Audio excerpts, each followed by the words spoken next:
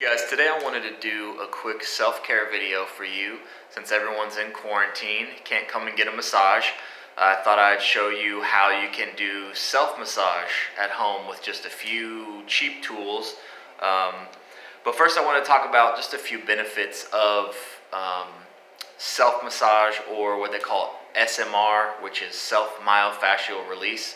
So a few of the benefits are that we can release muscle tension, we can relieve soreness in the muscles, we can improve our flexibility, as well as improve our range of motion. So releasing muscle tension actually helps to make the muscle more receptive to stretching, so helping with our range of motion. So first I'm going to show you a few of the tools that you'll need, and then I'll show you about 3 or 4 different moves that kind of help with some common tightness and pain patterns that most people have, especially those of us, which is most of us, that do a lot of sitting, whether we're sitting at a desk or we're sitting doing a lot of driving. Okay, so the first one is it's basically a big bouncy ball. It's a lacrosse ball. You can find them at Dick's Sporting Goods for just a few bucks.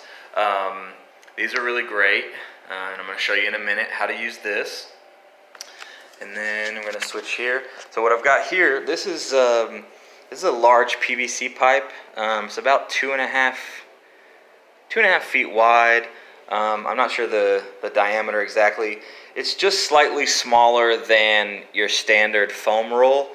A foam roll is going to be a little nicer. This is pretty aggressive, but it does a great job. And then, so this is a little less aggressive. This is a PVC pipe. I think it's about 3/4 of an inch diameter, and then a jumbo pool noodle that was cut to fit over the pipe.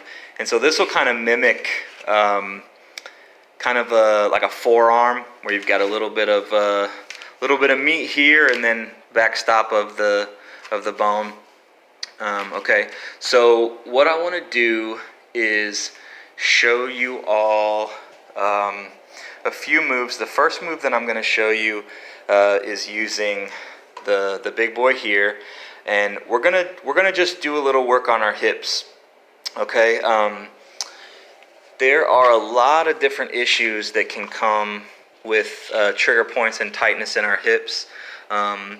With glute minimus, you see here some pain in the butt here, going down the leg. That's pretty common.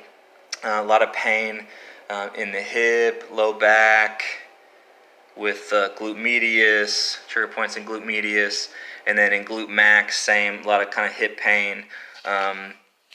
So I'm going to show you pretty much like one move that can hit a lot of those trigger points.